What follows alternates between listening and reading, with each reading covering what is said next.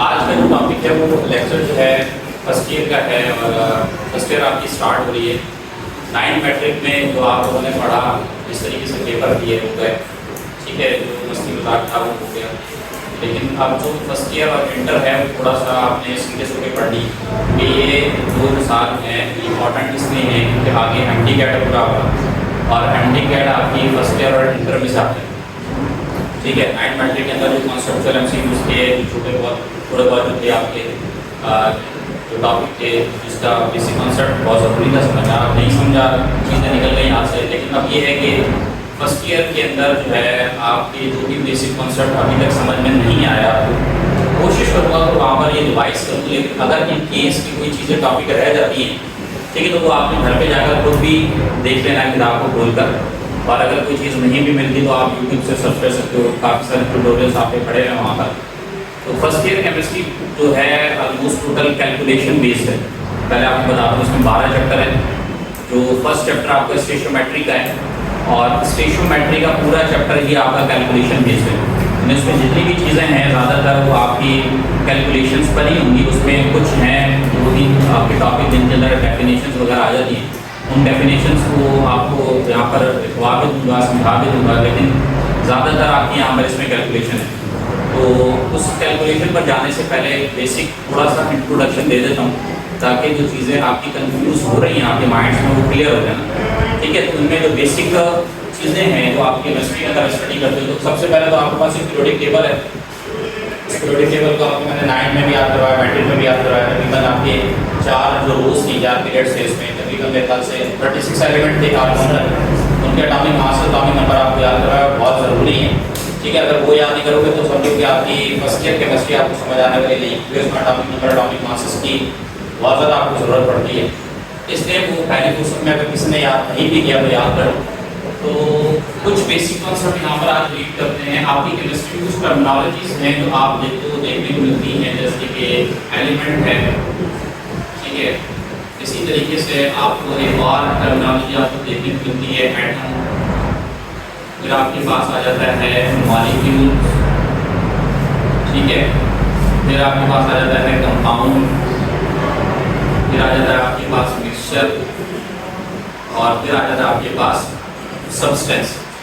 अब ये काफ़ी सारी चीज़ें जो आप केमिस्ट्री में देखते हो लेकिन समझ में नहीं आता कि भाई मिक्सचर क्या है, कंपाउंड क्या है। कभी कभी ऐसे समझ होते हैं कि भाई मिक्सचर और कंपाउंड एक ही चीज़ है, ऐसे ही है या अभी तक ये समझ में आ रहा है ना, लेकिन ये सब अलग अलग चीज़ें हैं, ठीक है। तो कुछ बेसिक चीज़ें वो इसमें इस तरीके से हैं कि एलिमेंट को देखें तो एलिमेंट आपकी बेसिक एंटिटी है एक तरीके से, ठीक है। और ये बेसिक एंटिटी नॉन ब्रेकेबल है, इसको आप फर्दर ब्रोक डाउन नहीं कर सकते, तोड़ नहीं सकते। एलिमेंट आपने पीरियोडिक टेबल के अंदर देखे होंगे 118 एलिमेंट्स हैं टोटल अब तक जो डिस्कवर हुए, वो 118 एलिमेंट्स हैं। उनमें आपके पास हाइड्रोजन भी है, ऑक्सीजन भी है, नाइट्रोजन भी है, सल्फर भी है, पोटेशियम भी है, कैल्शियम भी है। ये सब आपके एलिमेंट्स हैं जो आपको पीरियोडिक टेबल में नजर आते हैं, तो ग्रुप में या पीरियड वाइज वो सब आपके बेसिक एलिमेंट है। अगर इसको आप तोड़ना भी चाहोगे तो फर्दर किस चीज़ में टूटेगा? अगर कार्बन को अगर आप तोड़ना चाहोगे तो वो कार्बन ही रहेगा, ऑक्सीजन को तोड़ना चाहोगे तो ऑक्सीजन ही रहेगा, सल्फर सल्फर में ही रहेगा। तो मतलब ये फर्दर ब्रोक डाउन हो सकता है, उसको आप मजीद नहीं तोड़ सकते, ठीक है। एलिमेंट एलिमेंट ही रहेगा, ऐसे ही ना। फिर बात करते हैं एटम की। एटम पर कुछ थ्योरीज थी। एक डेमोक्रिटस की, डेमोक्रिटस है और ल्यूक्यूबस है। पहली मिस्टेक थोड़ी बहुत हो सकती है, तो आप देख लेना। डेमोक्रिटस और ल्यूक्यूबस जो साइंटिस्ट थे वो कहते थे एटम इंडिविजिबल, इनविजिबल और इनफाइनाइट नंबर ऑफ पार्टिकल पर मुश्तमिल एक एटम है। और इसको ग्रीक वर्ड से लिया गया एटमोस, जिसका मतलब है नॉन ब्रेकेबल, जिसको फर्दर आप मजीद तोड़ नहीं सकते। और ये कहता था कि एटम जो है सबसे छोटा हिस्सा है इस यूनिवर्स का और सबसे छोटा पार्टिकल है जिसको फर्दर आप मजीद नहीं तोड़ सकते, ना ब्रोक डाउन कर सकते हो, ना आप उसको देख सकते हो, ना आप उसको कैलकुलेट कर सकते हो, क्योंकि ला नंबर ऑफ पार्टिकल पर मुश्तमिल है। लेकिन बाद में जॉन डाल्टन ने इस चीज़ को गलत साबित किया और बताया कि एटम जो है वो आपका क्या है, डिविजिबल है, ठीक है। किसने कहा? John Dalton. डिविजिबल मतलब कि फर्दर उसको आप तोड़ सकते हैं।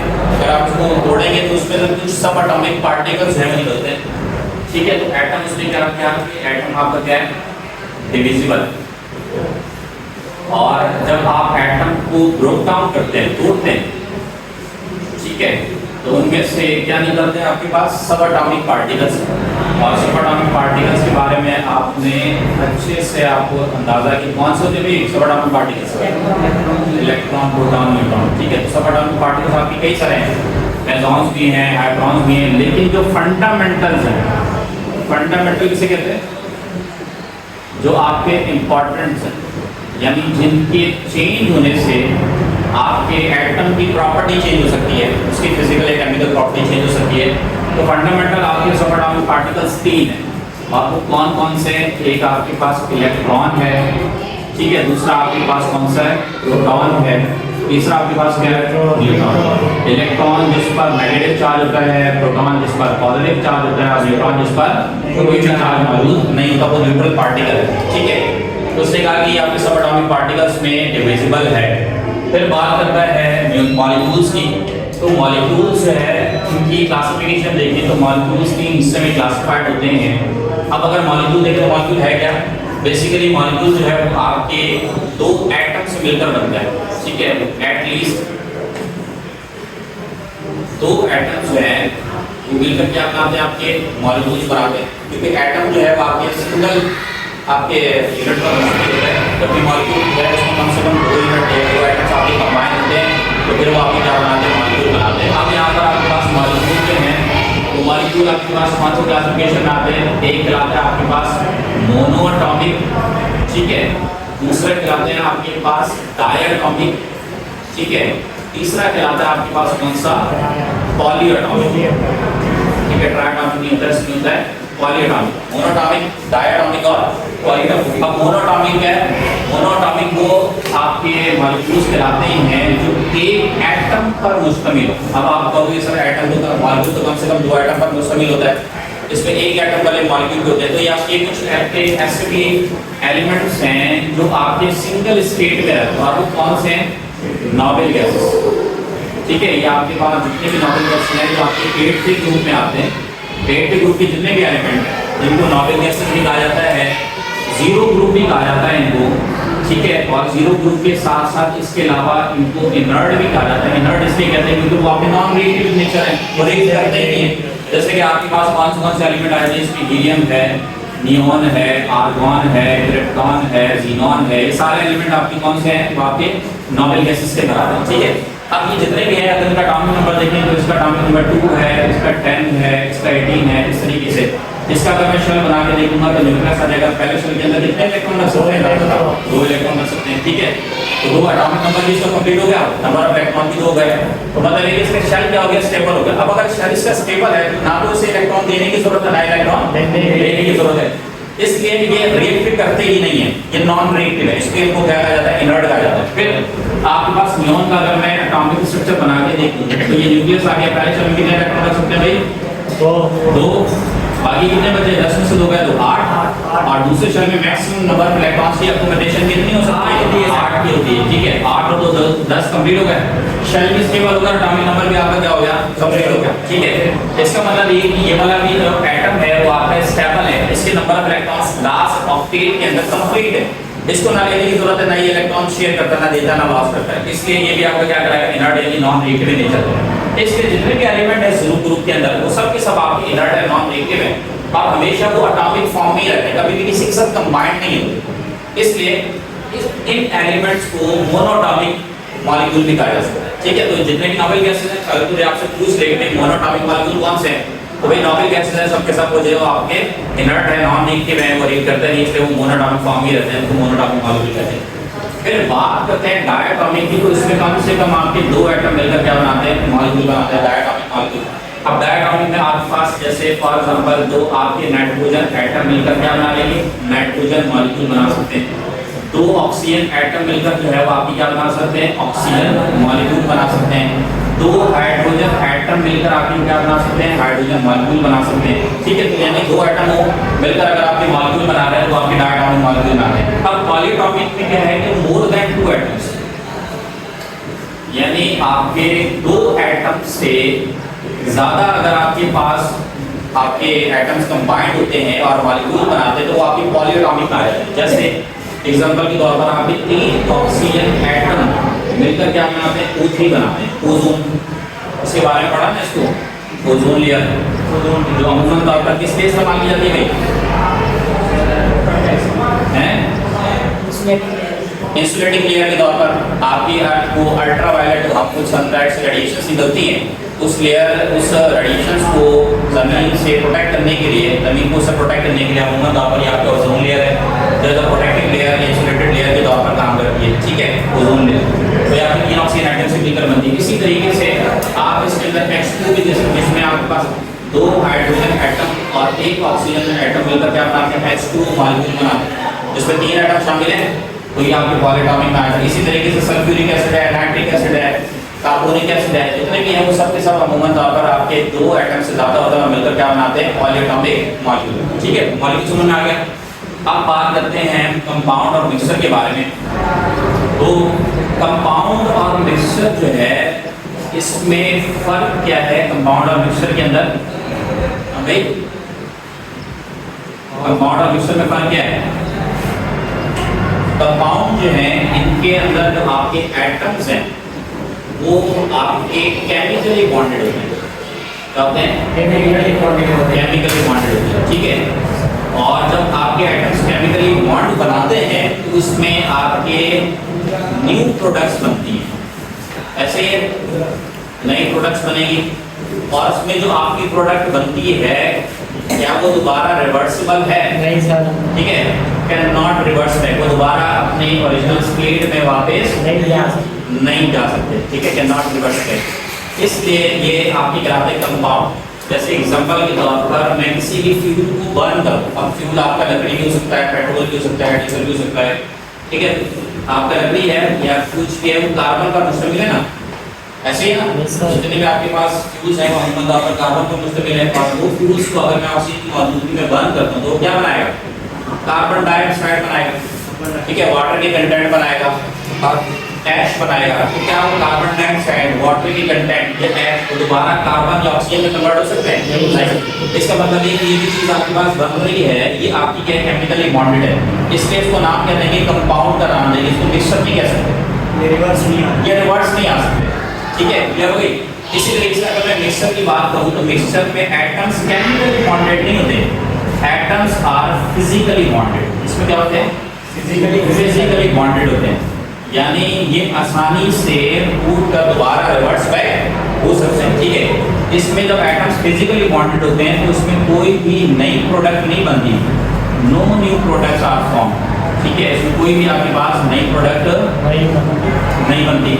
इसी तरीके से इसमें जो आपके पास जो प्रोडक्ट बनेगी, ठीक है, वो प्रोडक्ट आपकी कैन रिवर्स बैक, उसको आसानी से दोबारा ओरिजिनल स्टेट के अंदर वापस ले जाया जा सकता है। ऐसे ही ना, जैसे कि आपके पास सॉल्टी वाटर है, आपके पास नमकीन, आपने पानी में नमक डाला और एक मिक्सचर बना दिया। ठीक है, अब आप चाहते हैं कि उसमें से पानी और नमक दोनों को अलग कर सकें, कर सकते हैं? Yes sir. कैसे करेंगे भाई?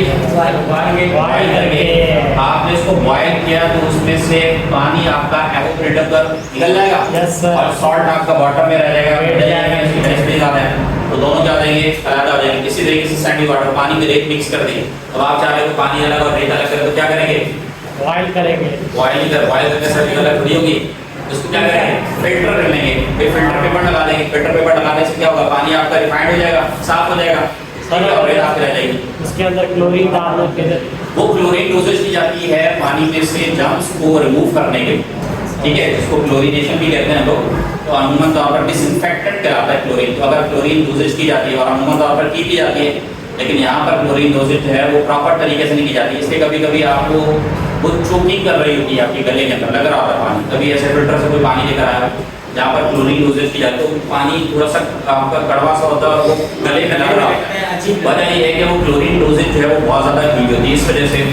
तो क्योंकि इनको सही तरीके से पता नहीं था कि कितने पानी में कितनी क्लोरीन जो है वो आपकी मिक्स करनी है। तो डिसइंफेक्टेंट तो है, लेकिन जाहिर सी बात अगर हद से ज़्यादा मिक्स कर देंगे तो आपके नुकसान देगी। ठीक है, तो कंपाउंड और मिक्सचर में फर्क पता चल गया।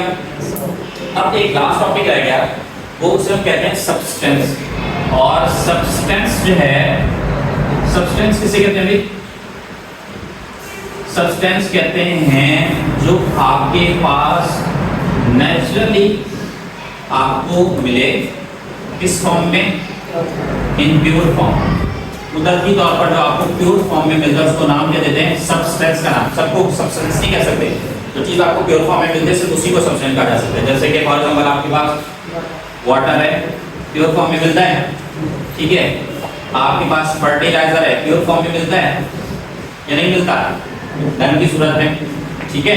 इसी तरीके से आपके पास धन की सूरत में गाय का जो गोबर होता है फर्टिलाइजर के तौर पर पुराने ज़माने में यही इस्तेमाल किया था। अब जो है वो अलग है कि सिंथेसाइज फॉर्म में फर्टिलाइजर को बनाया जाता है, ठीक है ना, वाटर के अंदर। लेकिन पुराने ज़माने में डंग को इस्तेमाल करते थे एज फर्टिलाइजेशन के तौर पर जमीन को तेज करने के लिए। इसको जो फर्टिलाइजर सिंथेसाइज फॉर्म में बनाया जा रहा है उसको नेचुरल सब्सटेंस को सब्सटेंस नहीं कहेंगे, तो वो तो आपका क्या कहलाएगा, कंपाउंड कहलाएगा ना, वो तो कंपाउंड कहलाएगा। गोल्ड होता है, गोल्ड हो गया, डायमंड हो गया, आयरन हो गया। लेकिन आयरन आपको सब्सटेंस नहीं, क्योंकि आयरन अमूमन तौर पर आपको प्योर फॉर्म में नहीं मिलता, वो किसी न किसी साथ किसी न किसी दूसरे एलिमेंट के साथ कंबाइंड फॉर्म में होता है, उसको प्यूरिफाई करना पड़ता है, रिफाइन करना पड़ता है, ठीक है। उसके अलावा नहीं, वो सब्सटेंस नहीं कहलाता, ठीक है। वो अमूमन तौर पर हमेशा कंबाइंड फॉर्म में आपको मिलता है, इसलिए जो है उसको मिक्सअप नहीं, उसको सब्सटेंस नहीं कह सकते। तो जो भी चीज़ आपको प्योर फॉर्म में मिले वो आपको क्या कहलाता है, सब्सटेंस। तो ये बेसिक टर्मिनोलॉजीज थी, अगर इसमें कोई चीज़ समझ में नहीं आए तो पूछो। क्लियर है सर? ये जो कार्बन और ऑक्सीजन आप बताएं, ये कंपाउंड हम तो कैसे बोलते? हाँ ना, तो आपके पास कार्बन डाइऑक्साइड बनी वो दोबारा रिवर्स बैक तो नहीं हो सकती ना वापस ओरिजिनल स्टेट के अंदर। अगर नहीं हो सकती तो जाहिर सी बात है जो चीज़ बनी है वो क्या है आपके पास, कंपाउंड है, ठीक है। क्लियर है? थोड़ा बताना। मोनोटॉमिक बेटा उसे कहते हैं जो एक एटम पर दूसरे में हो। अब एक एटम पर एक मॉलिक्यूल कहते हैं क्यों है भाई, मॉलिक्यूल तो कम से कम 2 एटम पर बनता है ना, इसलिए कह रहे हैं कि कुछ आपके पास एलिमेंट ऐसे हैं जो रिएक्ट करते ही नहीं है, लेकिन फिर भी आपके पास फ्री स्टेट के अंदर आपके मौजूद होते हैं। जैसे कि आपके पास नोबेल गैसेस हैं, helium, neon, argon, proton, xenon, ये इनके आखिरी शेल जो है कंप्लीट होते हैं, ना इलेक्ट्रॉन देते हैं ना इलेक्ट्रॉन लेते हैं, ये स्टेबल होते हैं। और जो स्टेबल है वो नॉन रिएक्टिव होता है, इनर्ट होता है, रिएक्ट नहीं करते, इसलिए हमेशा ये किस फॉर्म में रहते हैं, एटॉमिक फॉर्म में ही रहते हैं, ठीक है। तो इसलिए हम इनको मोनोटॉमिक मॉलिक्यूल कंसीडर कर सकते हैं, इनको इसलिए मोनोटॉमिक मॉलिक्यूल कहा जा सकता है। क्लियर है? सर वो इंटेंसिटी इसकी मीनिंग चीज़ किसी चीज़ को कहते हैं, ठीक है। चलिए अभी आगे, चलो आगे।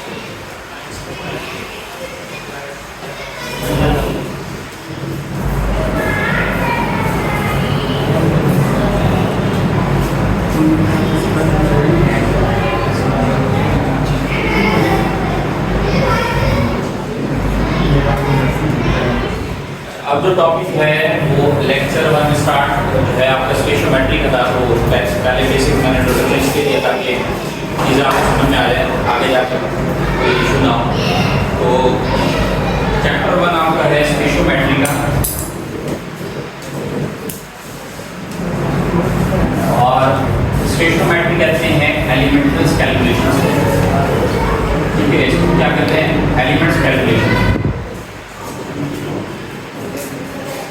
कौन सा एलिमेंट कितनी प्रोपोर्शन के अंदर रिएक्ट कर रहा है, कौन सा एलिमेंट आपका प्रोड्यूस हो रहा है, ठीक है। तो सारी कैलकुलेशंस को हम क्या नाम देते हैं, स्पेशोमेट्री है।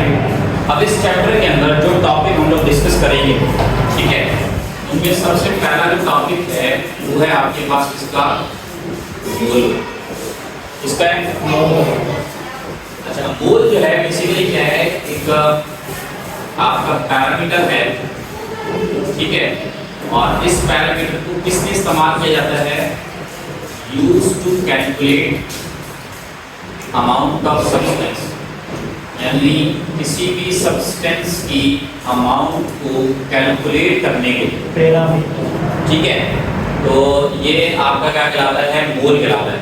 और अगर इसकी रिप्रेजेंटेशन देखें तो आपने कभी कभी देखा होगा कि n कहीं पर लिखा हुआ होता है, उसको नंबर ऑफ मोल कह रहा होता है, ठीक है। तो इसको रिप्रेजेंट किससे किया जाता है, n, represent by small n, ठीक है। इसको n से रिप्रेजेंट करते हैं। इसको शॉर्ट फॉर्म में हम लोग MOL लिखते हैं, मोल, ठीक है। और इसका अगर आप फार्मूला देखेंगे, जनरल फार्मूला, तो वो क्या है कि जो मोल है इसके बराबर होता है given mass divided by molar mass, divided by molar mass, ठीक है। और मोलर मास जो है वो आपका एटॉमिक फॉर्म में भी हो सकता है कि नहीं हो सकता है? एटॉमिक मास हो सकता है, मॉलिक्यूल फॉर्म में भी हो सकता है, तो उसको हम कहेंगे मॉलिक्यूलर मास। फार्मूला फॉर्म में भी हो सकता है, तो उसका नाम देंगे किसका? फार्मूला मास का। जब एटम, मॉलिक्यूल या फार्मूला कोई भी आपको ग्राम फॉर्म में दिया जाए, ठीक है, किसमें दिया जाए? ग्राम की सूरत में, तो इसको नाम देते हैं किसका? Molar mass. समझ आ गया? देखो कोई भी एटम, मॉलिक्यूल या फार्मूला आपको अगर ग्राम फॉर्म में दिया जाता है तो उसका मतलब है कि वो आपको वो क्या कहलाता है? आपका मोलर मास कहलाता है, ठीक है। किलोग्राम में नहीं, वो मोलर मास ही कहलाएगा आपका, ठीक है। तो अब जो है जो मोल है उसको कैलकुलेट कैसे किया जाता है? जैसे आपके पास क्वेश्चन जो है आपको बुक के अंदर जो दिए हुए हैं उनमें सबसे पहला क्वेश्चन दिया हुआ है कि भाई calculate the number of moles of 25.5 gram of sodium metal, ठीक है। अगर वो आपसे कहे कि भाई 25.5 ग्राम आपके दिए जाए सोडियम मेटल्स के, ठीक है, और वो आपसे नंबर ऑफ मोल्स कैलकुलेट करने के लिए कहा जाए। एग्जांपल नंबर आपके पास है 1.1, ठीक है। तो सबसे पहले हम यहाँ क्या करेंगे? डेटा बनाएंगे। डेटा में सबसे पहले क्या कह रहा है भाई? वो नंबर ऑफ मोल्स, ठीक है। नंबर ऑफ मोल्स आपने कैलकुलेट करने हैं, जिसको n से रिप्रेजेंट करते हैं, इसको मालूम करना है आपने। गिवन मास आपको कितना दिया हुआ है सवाल के अंदर? 25.5 ग्राम, ठीक है। और आपके पास कौन सा दिया हुआ है? आपको सोडियम मेटल दिया हुआ है, यानी जो आपके पास एटम दिया हुआ है वो कौन सा दिया हुआ है? सोडियम मेटल दिया हुआ है, ठीक है। अब सोडियम को किससे रिप्रेजेंट करते हैं? Na से रिप्रेजेंट करते हैं। अच्छा, अब इस सोडियम मेटल जो है, एटम जो है, इसका एटॉमिक मास भी होगा। सोडियम का एटॉमिक मास कितना होता है? 23 होता है, ठीक है। ये इसका एटॉमिक मास होता है जो आप लोगों ने याद करना है, ठीक है। तो इसके बाद आप क्या करेंगे? इसका फार्मूला बनाएंगे। सॉल्यूशन है, सॉल्यूशन में आपको क्या चाहिए? फार्मूला चाहिए। फार्मूला आपको पता है मोल का, तो किसके बराबर होता है? गिवन मास डिवाइडेड बाय, सवाल में आपको एटम दिया हुआ है तो ये क्या आ जाएगा आपके पास? एटॉमिक मास, ठीक है। गिवन मास कितना दिया हुआ है आपको? 25.5 डिवाइड करोगे इसको 25.5 को डिवाइड किससे करोगे? 23 से डिवाइड करोगे। तो जब 25.5 को 23 से डिवाइड करोगे तो क्या आंसर आ जाएगा? 8.5। ये आपके पास आ जाएगा मोल, ठीक है। क्लियर है? इस तरीके से आसानी से इसके मोल कैलकुलेट किए जा सकते हैं। गिवन मास आपको ग्राम में दिया हुआ है, उसको चाहे एटम मिला हो तो उसके एटॉमिक मास से डिवाइड करेंगे, मॉलिक्यूल मिला हो तो उसके मॉलिक्यूल मास, यानी मोलर मास आपने उसको क्या करना है? डिवाइड करना है। क्लियर है? नहीं सर 1.10 1.10 आ रहा है, चलो भाई इसको करेक्ट कर लेते हैं 1.10, ठीक है भाई। इसी तरीके से दूसरा सवाल देखते हैं। How can I calculate the mass of 3.25 mole of water, ठीक है। अब यहाँ पर एग्जांपल नंबर आपके पास है 1.2 और 1.2 में क्या कह रहे हैं? आपने मास कैलकुलेट करना है। डेटा बना लेते हैं सबसे पहले, ठीक है। तो डेटा में सबसे पहले क्या कैलकुलेट करने की, अगर आपको मास गिवन आपको वैल्यू क्या दे रहा है? मोल दे रहा है आपको। Yes sir. और वो मोल कितने दे रहा है भाई? 3.25। मॉलिक्यूल आपको कौन सा दे रहा है? H2O यानी वाटर दे रहा है आपको। Yes sir. तो जाहिर सी बात है इसका मॉलिक्यूलर मास निकालेंगे। तो मॉलिक्यूलर मास कैसे निकालेंगे? जैसे कि आपके पास यहाँ से यहाँ दिया हुआ है H2 और O, ठीक है। अब यहाँ पर हाइड्रोजन जो है इसका एटॉमिक मास कितना होता है? 2 भाई वो मॉलिक्यूलर फॉर्म में होता है। एटम का हाइड्रोजन का एटॉमिक मास कितना होता है? 1। यहाँ सिर्फ 2 है एटम, तो इसको 2 से मल्टीप्लाई कर देंगे, ठीक है। फिर प्लस ऑक्सीजन का एटॉमिक मास कितना होता है? 16। तो 2 + 2 + 16 टोटल कितने हो जाएंगे? 18 हो जाएगा इसका मॉलिक्यूलर मास, ठीक है। अब जब आपके पास मॉलिक्यूलर मास भी निकल आया तो आपने सेम फार्मूला यूज करना है। कौन सा वाला?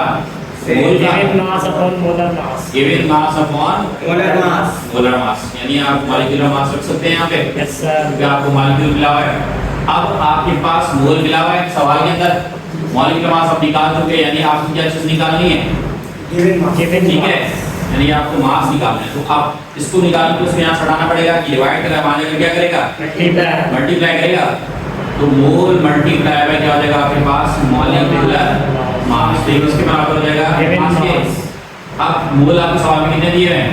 3.25 3.25 मॉलिक्यूलर मास कितना दिया आपको 18 आपने जो कैलकुलेट किया 18 को 3.25 से मल्टीप्लाई करो कितना रहा है 58.5 ये आ जाएगा मास आपके पास इसका H2O का। ठीक है भाई, समझ आ गया आपको बात? क्लियर है? आगे चले।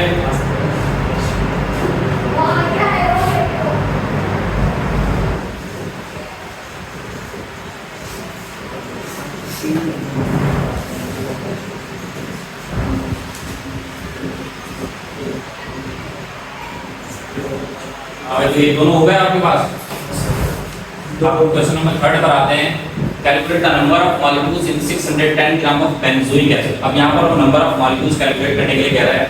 तो यहाँ पर एक टर्मिनोलॉजीज है, एक आपकी अमाइडो एवोगैड्रो, इसको अमीडो एवोगैड्रो भी कहते हैं। ठीक है, और ठीक है, इसने एक नंबर आपको कवर करके दिया और नंबर क्या है 6.02 10 पावर 23। ठीक है, और ये नंबर इसको उसने रिप्रेजेंट किया इससे Na से। बस में कहा ये कौन सा नंबर है, ये एवोगैड्रो नंबर है। अब इस एवोगैड्रो नंबर का क्या कांसेप्ट है, वो कहता है कि कोई भी सब्सटेंस एक मोल, कोई भी सब्सटेंस हो, अब वो सब्सटेंस कोई भी हो सकता है। ठीक है, एटम भी हो सकता है, एलिमेंट भी हो सकता है, मॉलिक्यूल भी हो सकता है, कंपाउंड भी हो सकता है, मिक्सचर भी हो सकता है, कोई भी हो सकता है। तो कह रहा है कि एक मोल सब्सटेंस जो है उसके अंदर कितने नंबर ऑफ पार्टिकल्स होते हैं 6.02 10 पावर 23 पार्टिकल्स एक मोल बचा। ठीक है, यानी वो आपका एक मोल हाइड्रोजन एटम भी हो सकता है। ठीक है, वो आपका एक मोल हाइड्रोजन मॉलिक्यूल भी हो सकता है, वो आपका एक मोल वाटर का मॉलिक्यूल भी हो सकता है, वो एक मोल सल्फ्यूरिक एसिड का भी हो सकता है, वो एक मोल सोडियम क्लोराइड का भी हो सकता है। ठीक है, बशर्त ये है कि अगर उसकी अमाउंट यानी क्वांटिटी अगर एक मोल है, ठीक है, तो उस एक मोल के अंदर चाहे वो हाइड्रोजन एटम हो, मॉलिक्यूल हो या आपके पास कंपाउंड हो, उन सब में जो नंबर ऑफ पार्टिकल्स होंगे वो कितने होंगे 6.02 10 पावर 23।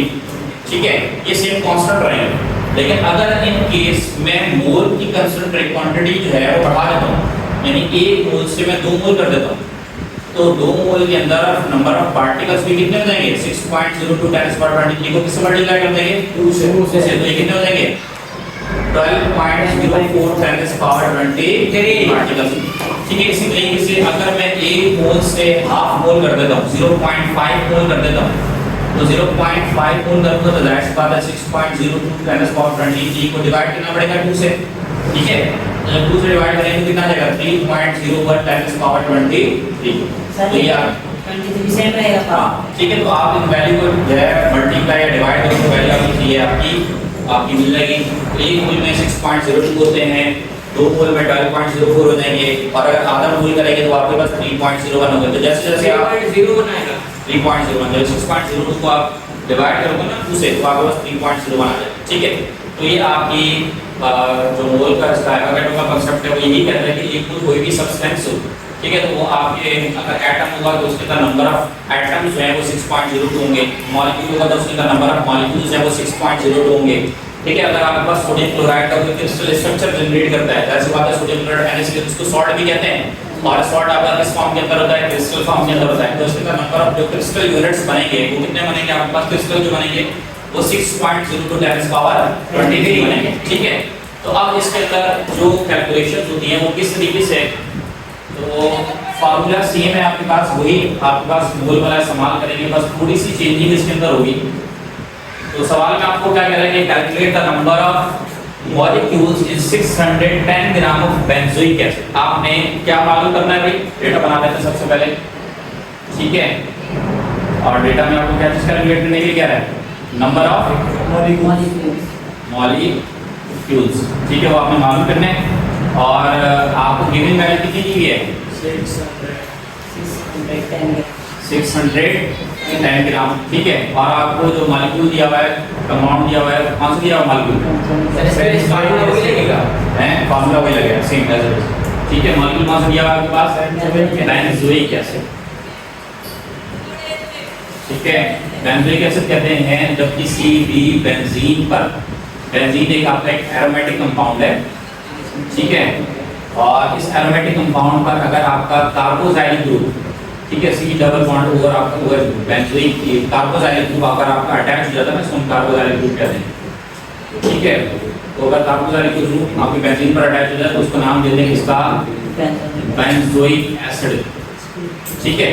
तो इसका जो केमिकल फार्मूला है वो है C7H6O, क्या है, C7H6O, ठीक है।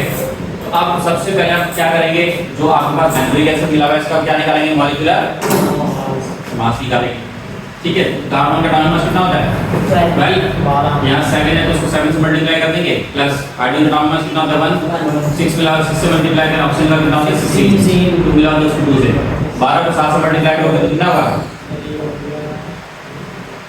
84, ये 6 हो जाएगा, ये 32, सबको प्लस करो कितना देंगे 84, 32 और 6 122, ठीक है। ये आपके पास ग्राम का मूल्य आ जाएगा, मॉलिक्यूलर मास आ जाएगा। अब जब इसका मॉलिक्यूलर मास निकल आया तो गिवन वैल्यू आपको किसमें दी हुई है, ग्राम्स में ना। तो जो ग्राम में वैल्यू दी है सबसे पहले आपको किसमें कन्वर्ट करना पड़ेगा, हाँ, इसको किसमें कन्वर्ट करेंगे, ग्राम को सबसे पहले किलोग्राम में, मोल में कन्वर्ट करेंगे, ठीक है। किलोग्राम का यूनिट चला गया भाई, क्या फिजिक्स नहीं चल रही है, चल रही है, ठीक है। तो मोल है, मोल का फार्मूला आपको पता है कि भाई वो क्या है, given mass divided by molecular mass. Given mass कितना दिया हुआ है सवाल में 610, और मॉलिक्यूलर मास कितना है 122, 610 को 122 से डिवाइड करके कितना आ रहा है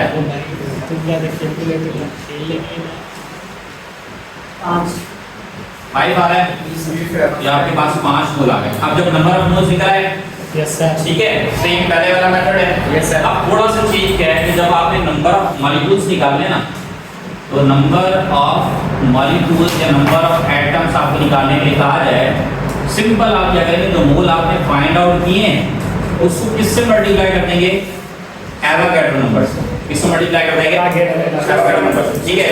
फार्मूलास याद करने की जरूरत नहीं है, सबके अलग अलग फार्मूलास याद करो, ठीक है। तो मोल आपके पास कितने थे 5, उसको मल्टीप्लाई करेंगे 6.02 10 पावर 23 से, तो आंसर क्या आ जाएगा आपके पास 30.01 10 पावर 20, ठीक है। पॉइंट उधर लेकर आएंगे, जाएगा 3.001 10 पावर 20, ठीक है जी, क्लियर है, समझ आ गया यहाँ तक बात। तो ये हो गया क्वेश्चन नंबर आपका 3 कंप्लीट। उसके बाद चलते हैं क्वेश्चन नंबर 4 पे, ठीक है। ये सब कंप्लीट करें इसके, उसके बाद करें डाल दिए।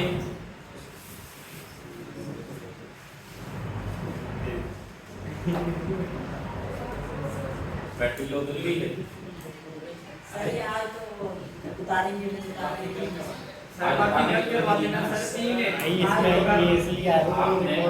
इसलिए लिखवाया है सर 40 मिनट की वीडियो हो गई, 40 मिनट की वीडियो। कोई बात नहीं, 50 मिनट चले आए, 1 घंटे की देखना था, आराम से बैठ के देखना, ठीक है। तो ये 2-3 लेक्चर के अंदर आपका पूरा चैप्टर कंप्लीट हो जाएगा, ठीक है। जल्दी जल्दी करते हैं। क्वेश्चन नंबर 4 है, इसमें आपने मास कैलकुलेट करना है और 4.39 10^24 एटम दिए हैं गोल्ड के, ठीक है। अब देखो यहाँ पर आपके पास जो वैल्यू दी हुई है वो in form of Avogadro number दी हुई है, किसमें दी हुई है, एवोगैड्रो की फॉर्म में दी हुई है, ठीक है। क्वेश्चन नंबर 4 है सर फिर फॉर्म में दी हुई है, मतलब कि आपको थोड़ा सा चेंज हो जाएगा, फार्मूला सेम रहेगा, फार्मूला सेम रहेगा, जैसे हम लिखते हैं ना वैसे ही रहेगा, थोड़ा सा चेंज होगा। तो सबसे पहले डेटा बना लेते हैं। डेटा में क्या कैलकुलेट करना है, मास कैलकुलेट करना है, ठीक है। गिवन वैल्यू आपको क्या दी हुई है 4.39 10 पावर 24, ठीक है। ये आपको एटम्स दिए हैं और आपको एटम कौन सा दिया हुआ है, मोलर मास दिया है गोल्ड गोल्ड 190 दिया हुआ है, और इस गोल्ड का 197 ग्राम, मोलर मास आपको दिया हुआ 197 ग्राम, ठीक है, क्लियर। तो सबसे पहले आप क्या करेंगे, आपने जो वैल्यू आपको दी हुई है एटम्स की सूरत में, नंबर ऑफ एटम्स एवोगाड्रो की फॉर्म में दी हुई है। सबसे पहले मोल निकालने के लिए क्या करते हैं हम लोग, given mass divided by molar mass. Molar mass. अब वैल्यू जब आपको एवोगाड्रो की फॉर्म में दी हुई है 4.39 10 पावर 24, आप इसको मोलर मास से डिवाइड नहीं करेंगे, इसको किससे डिवाइड करेंगे, एवोगाड्रो नंबर से, ठीक है, एनएस, ठीक है, इसको एवोगाड्रो नंबर से डिवाइड करेंगे। 4.39 10 पावर 24 डिवाइडेड बाय क्या हो जाएगा 6.02 10 पावर 23। तो 4.39 को 6.02 से डिवाइड करो कितना आया भाई, अभी जल्दी बताओ, 7.29 7.29, 10 power 4। ठीक है, 10 पावर आपके पास ये ऊपर है 24 और नीचे 10 पावर कितना है 23, ठीक है, दोनों की बेस सेम है, पावर क्या हो जाएगी, सब्ट्रैक्ट हो जाएगी। तो 7.29 10 पावर 24 माइनस 23, आंसर क्या आ जाएगा 7.29। 29 into 10 पावर 1, यानी इसको आप डिजिट को एक जगह और लेके जा सकते हैं, ऐसे ही है, यानी इसको मैं 72.9 कह सकता हूँ, ठीक है, इसकी पावर खत्म हो जाएगी। अब जब आपके पास मोल निकल आए ना, ठीक है, तो अब आप वही फार्मूला यूज करेंगे दोबारा। मोल किसके बराबर होता है भाई, given mass divided by molar mass. अब सवाल में आपको मोल मिल गए, कितने मिले हमें 72.9, ठीक है, मॉलिक्यूलर मास आपको पता है, एटॉमिक मास आपको पता है, यहाँ पे एटॉमिक मास क्योंकि आपको एटम मिला हुआ है, तो आपने यहाँ पे क्या एटॉमिक मास, एटॉमिक मास कितना मिला हुआ है 197, यानी निकालना है आपको, ठीक है, तो ये डिवाइड करेंगे हम हटाएंगे तो मल्टीप्लाई करेगा, तो मोल मल्टीप्लाई बाय एटॉमिक मास, तो ये आपके पास फिर मास आ जाएगा। अब आपने मोल की वैल्यू रखी, मोल कितने निकला आपके पास 72.9 मल्टीप्लाई एटॉमिक मास गोल्ड का कितना दिया हुआ था 197 ग्राम, ठीक है, तो आपके पास 197 को 72.9 से मल्टीप्लाई करें कितना आ जाएगा 1436 1436 14,361.3। 14,361, ऐसे ही है 140361, ठीक है, तो ये आपके पास मास आ जाएगा किसका, गोल्ड, ठीक है, कैलकुलेशन सही है ना भाई, ऐसा नहीं कैलकुलेटर में गलत किया, ठीक है, तो ये आपके पास मास निकल आएगा, सही है। क्वेश्चन नंबर 5 है, क्या कह रहा है, calculate the number of moles, ठीक है, नंबर ऑफ मोल्स आपके पास हैं और गिवन वैल्यू उसको दी गई और एल्युमिनियम दिया हुआ है, नंबर ऑफ मोल निकालने, सिंपल, क्या करेंगे भाई, क्वेश्चन नंबर 5 है, आपने डेटा बनाया सबसे पहले, क्या निकालना है आपने, number of moles find out करने हैं, एन फाइंड आउट करना है, गिवन वैल्यू आपको कितनी दी हुई है 2.35 10 पावर 25 एटम्स दिए हैं, किसके दिए हैं आपको, एल्युमिनियम के, तो सिंपल जब आपने वो निकालना है तो उसके लिए क्या चाहिए होता है भाई, given mass divided by atomic mass, लेकिन अगर गिवन मास आपको एवोगाड्रो की फॉर्म में मिला हो तो नीचे क्या रखेंगे, एवोगाड्रो नंबर, ठीक है, तो गिवन मास कितना दिया हुआ है 2.35 into 10 पावर 25 और डिवाइड किससे कर देंगे 6.03 10 पावर 23, ठीक है, तो जब इसको इससे डिवाइड करेंगे तो आपके पास नंबर ऑफ मोल्स आ जाएंगे, क्लियर है, डिवाइड करो इसको जल्दी से 2.35 को 6.02 से 3.9 10 पावर 25 माइनस 23, 25 माइनस 23 कितना हो जाएगा 10 पावर 2, 3.10 पावर 2 हो जाएगा, ठीक है, तो ये आपके पास नंबर ऑफ मोल इधर है। अच्छा, इसी तरीके से लास्ट क्वेश्चन है, कह रहा है कि calculate what volume of the oxygen gas is occupied by 1.5 mole at ST. बहरहाल ये कैलकुलेशन आपकी वॉल्यूम में चली जाती है, तो इसको इंशाल्लाह हम लोग कल डिस्कस करेंगे, यहाँ तक आपका एवोगाड्रो का कांसेप्ट जो है वो आपका कंप्लीट हो जाता है। इसको आगे करेंगे, इसको नहीं सिर्फ आपने मोल निकाल लेते ना, अगर मास निकालना होता तो जो आपके पास मोल लिखे उसको एल्युमिनियम के मॉलिक्यूलर वेट से मल्टीप्लाई करते थे, एटॉमिक वेट से, ठीक है, तो उसको मल्टीप्लाई करके तो आपके पास मास निकल, जैसे आपने गोल्ड का निकाला है, ठीक है। यहाँ से आपसे को क्या पूछा, number of moles, given value आपको एवोगाड्रो की फॉर्म, अगर ग्राम की फॉर्म में देता तो आप इसको किससे डिवाइड करते, उसका एटॉमिक मास से, अगर एवोगैड्रो की फॉर्म में दे रहा है आपको तो वैल्यू नंबर ऑफ एटम्स की सूरत में दे रहा है, तो आप किससे डिवाइड करेंगे? एवोगैड्रो नंबर से। ठीक है, तो यहाँ पर आपके पास एवोगैड्रो का जो कंसेप्ट है वो आपका कंप्लीट होता है। ठीक है, तो मोल आपके पास कितने थे? 5, इसको मल्टीप्लाई करेंगे 6.02 10 पावर 23 से, तो आंसर क्या आ जाएगा आपके पास? 30.01 10 पावर 20। ठीक है, पॉइंट उधर लेकर आएंगे, आ जाएगा 3.001 10 पावर 20। ठीक है जी, क्लियर है? समझ आ गया यहाँ तक बात? तो ये हो गया क्वेश्चन नंबर आपका 3 कंप्लीट। इसके बाद चलते हैं क्वेश्चन नंबर 4 पे। ठीक है, ये कब कंप्लीट करें इसकी बात करें। डालिए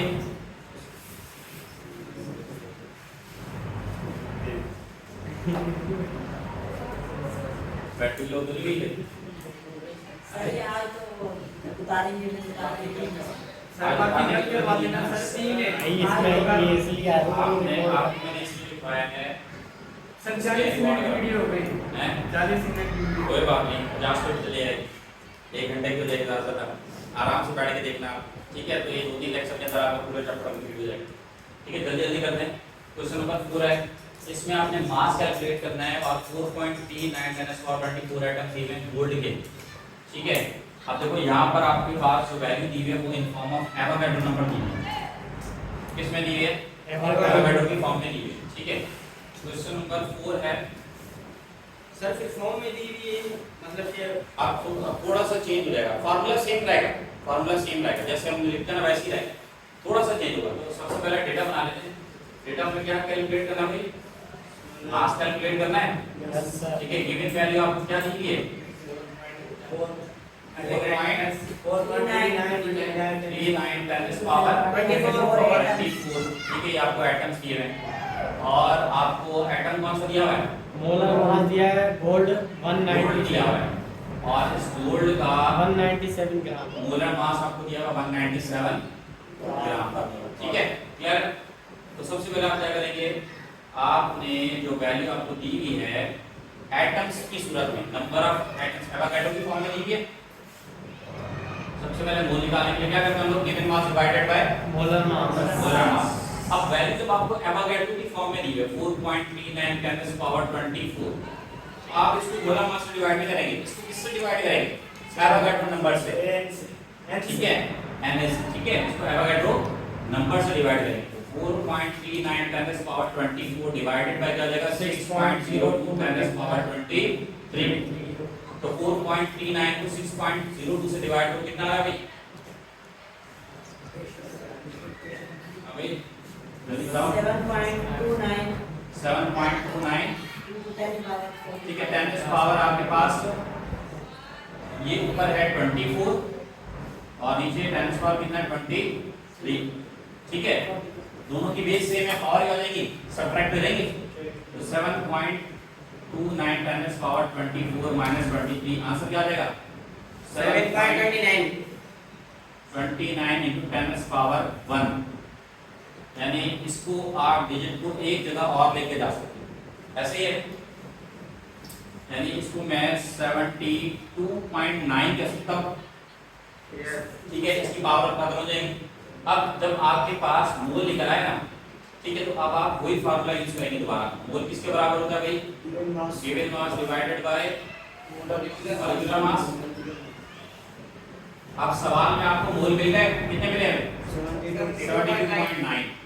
ठीक है, मॉलिक्यूलर मास आपको पता है, एटॉमिक मास आपको पता है, यहाँ पे एटॉमिक मास क्योंकि आपको एटम मिला हुआ है, आपने यहाँ पे क्या? Atomic mass.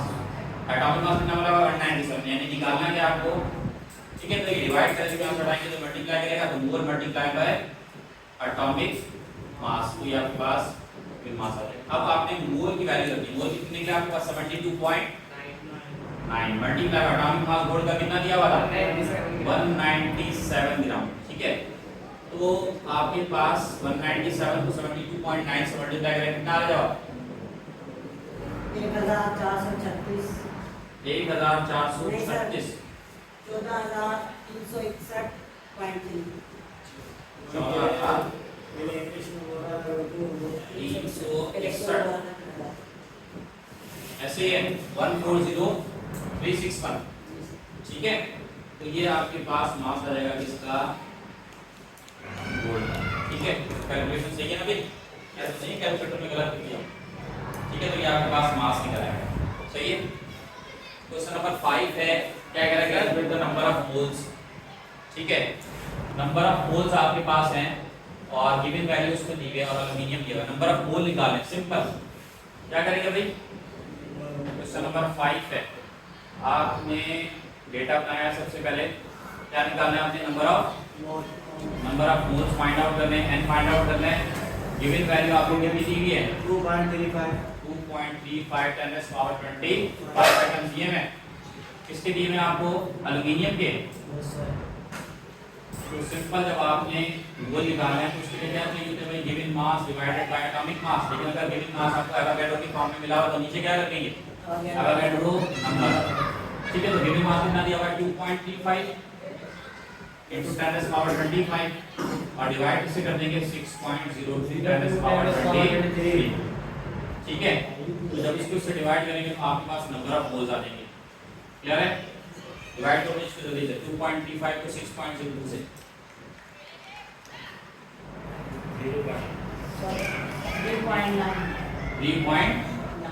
3.9 10 power 25 minus 23, 25 minus 23 कितना हो जाएगा, 10 पावर 2, 3.10 पावर 2 हो जाएगा, ठीक है। तो ये आपके पास नंबर ऑफ मोल निकल है। अच्छा, इसी तरीके से लास्ट क्वेश्चन है, कह रहा है कि calculate what volume of the oxygen gas is occupied by 1.5 mole at ST. बहरहाल ये कैलकुलेशन आपकी वॉल्यूम में चली जाती है, तो इसको इंशाल्लाह हम लोग कल डिस्कस करेंगे। यहाँ तक आपका एवोगाड्रो का कांसेप्ट जो है वो आपका कंप्लीट हो जाता है। इसको आगे समझ नहीं करेंगे, इसको नहीं, सिर्फ आपने मोल निकाल लेते ना। अगर मास निकालना होता तो जो आपके पास मोल लिखे उसको एल्युमिनियम के मॉलिक्यूलर वेट से मल्टीप्लाई करते थे, एटॉमिक वेट से, ठीक है। तो उसको मल्टीप्लाई करके तो आपके पास मास निकले, जैसे आपने गोल्ड का निकाला है, ठीक है। यहाँ से आपसे को क्या पूछा, number of moles. Given value आपको एवोगाड्रो की फॉर्म, अगर ग्राम की फॉर्म में देता तो आप इसको किससे डिवाइड करते, उसका एटॉमिक मास से। अगर एवोगाड्रो की फॉर्म में दे रहा है आपको तो वैल्यू नंबर ऑफ एटम्स की सूरत में दे रहा है तो आप किससे डिवाइड करेंगे, एवोगाड्रो नंबर से, ठीक है। तो यहाँ पर आपके पास एवोगाड्रो का जो कांसेप्ट है वो आपका कंप्लीट